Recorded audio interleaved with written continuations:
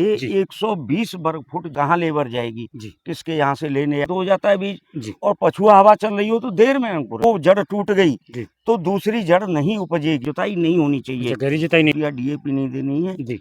नमस्कार किसान भाइयों, इस वीडियो में आपके साथ जानकारी साझा करेंगे धान की नर्सरी डालने का सबसे अच्छा तरीका क्या है, जिससे हमारी जो धान की नर्सरी है वो जल्द से जल्द तैयार हो।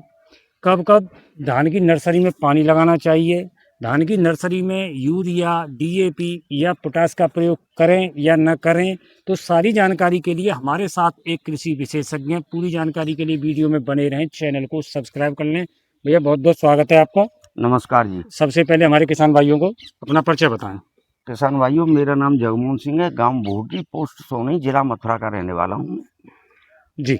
और मैंने ये धान की नर्सरी लगाई है जी। आप आए हैं, मैं इनको जो कुछ भी मुझ पे बन पड़ेगा जी। आपको सही जानकारी दूंगा। तो मैं सर आपके माध्यम से जानकारी साझा करना चाहता हूँ हमारे किसान भाइयों के लिए। जी।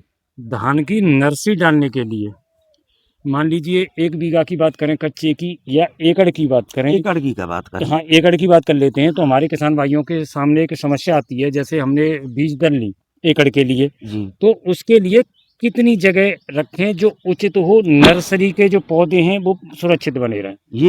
ये सबसे पॉइंट, सबसे महत्वपूर्ण पॉइंट है। जी। आपको पर केजी के लिए जी। 120 वर्ग फुट जगह होनी चाहिए। वर्ग फुट जी। 120 वर्ग फुट होनी चाहिए, यानी 10 बाई 12 का कमरा होता है, जी। उतनी बड़ी जगह पर केजी बीज के लिए होनी चाहिए। जितना भी बीज है आप उसकी माप तोल करके क्यारी बनाएं, आराम से अपना सीड डालें। यानी ये हो गई कि हमें कितनी जगह में करनी है। हाँ जी। यानी कि आपने 1 केजी के हिसाब से बता दिया है। हाँ। जितना भी किसान भाई बीज डालना चाहते हैं उतनी दूरी, लंबाई चौड़ाई बढ़ा सकते हैं उसकी। तो ये तो आपने बता दी लंबाई चौड़ाई। अब बात कर लेते हैं एकड़ में बीज दर क्या रखें। एकड़ में बीज दर 5 केजी होनी चाहिए। कोई फिक्स वैरायटी की या लगभग सभी वैरायटी की? लगभग सभी वैरायटी की, क्योंकि थोड़ा एक्स्ट्रा बीज ही लेके चलना चाहिए। जी। कम पड़ती है तो पौध कहाँ लेबर जाएगी, किसके यहाँ से लेने आएगी। जी। तो वैसे 800 ग्राम में काम हो जाता है। 800 ग्राम में? हाँ, 4 केजी में पर एकड़ का काम हो जाता है। अगर बढ़िया पौध आई है आपकी तो 4 केजी बहुत है, पर्याप्त है, सफिशिएंट। लेकिन 5 किलो ले लें तो कम ही ना पड़े। हाँ, कम ही ना पड़े। अच्छा, ये बात बता दी आपने कि एकड़ में बीज दर क्या लेनी चाहिए। तो मैं एक चीज़ और पूछ लेता हूँ, जैसे हमारे किसान भाइयों ने धान का बीज लिया और उसको उपचारित किया या कंपनी से उपचारित होकर आया, तो क्या प्रक्रिया रखें, कितना समय लें बीज को नर्सरी में डालने के लिए? देखिए जी। 24 घंटे उसको पानी में डिप करके रखो। जी।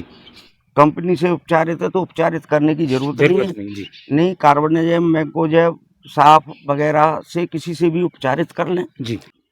हमें पहले एक बात ध्यान रखनी चाहिए कि जैसे हमने सीड को एक दिन के लिए 24 घंटे के लिए भिगो दिया, उसके बाद बाहर निकाल लिया।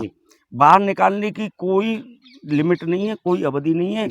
कभी ह्यूमिडिटी ज्यादा होती है तो जल्दी अंकुरित हो जाता है बीज, और पछुआ हवा चल रही हो तो देर में अंकुरित होता है। पर अंकुरण पे ध्यान जरूर दें। आधे सेंटीमीटर से ज्यादा बड़ा अंकुरण नहीं होना चाहिए, चाहे जड़ हो या उसका जो तना हो। पहली बार में बीज में से एक ही जड़ उपजती है। अगर वो जड़ टूट गई तो दूसरी जड़ नहीं उपजेगी। दूसरी जड़ जब ही उपजती है जब पहली जड़ जम जाती है। तो उसमें विभिन्न शाखाएं निकलती हैं उसी जड़ में से, और इतनी शाखाएं होती है कि गिनी नहीं जाएंगी। तो आधा सेंटीमीटर का जब सीड की जड़ हो जाए या तना हो जाए, उसी समय बीज को प्लांट कर देना चाहिए नर्सरी में।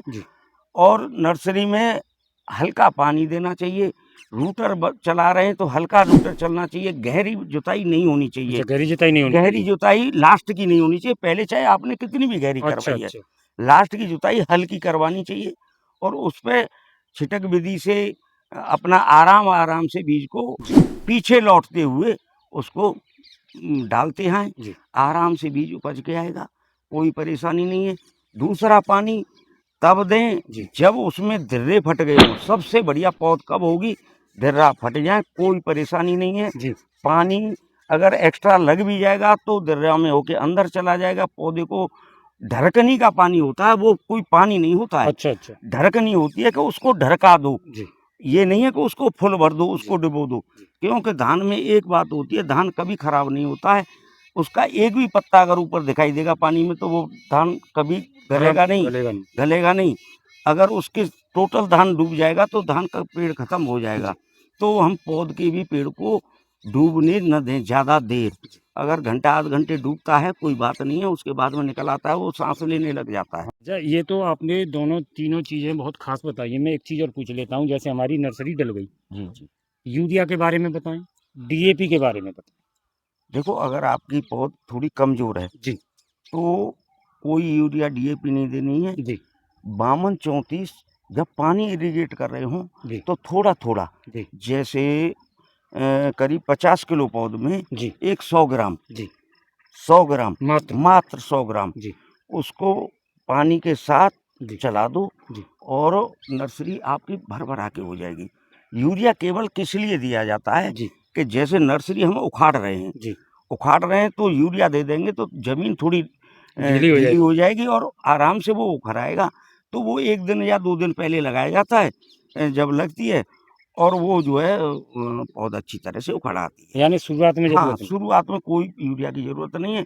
यूरिया लगाओगे तो विभिन्न रोग आएँगे, जी नीमाटोड भी आएगा। जी नीमाटोड अगर पौध में आ गया है जी तो कृपया किसानों से मेरा अनुरोध है जी कि उसमें कोई दवाई ना लगाएँ। जी नीमाटोड वाली जड़ों को जैसे खुरपी से छिलवा के जी नीचे से पेड़ को लगा दो, गारंटी की बात है वो हरा-भरा होगा, जी पीला पौधा नहीं होगा। अच्छा, पीला पौधा नहीं। क्योंकि नीमाटोड क्या होता है, जड़ों में बाजरा जैसी गांठ बसती है जी और वो गांठ कट के वहीं रह जाती है, जी नर्सरी में ही रह जाती है।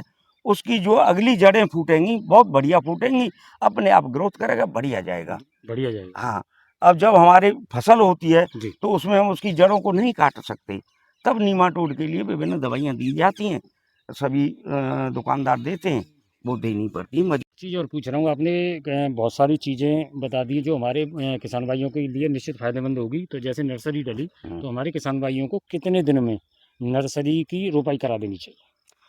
देखिए, जिन लोगों ने जी भूरे का खाद जो सड़ा गला जी और 15-20 दिन पहले नर्सरी लगाने से 15-20 दिन पहले डाला है, जी तो उनके खेतों में उर्वरकता बनी रहेगी, जी तो उनकी पौध 20-22 दिन में भी आ जाएगी। तैयार हो जाती है। हाँ, अगर किसी का सादा खेत है, जी तो वो जो है 25 के बाद ही यानी आएगी। समय बढ़ हाँ, सकता है समय समय। बढ़ जाएगा।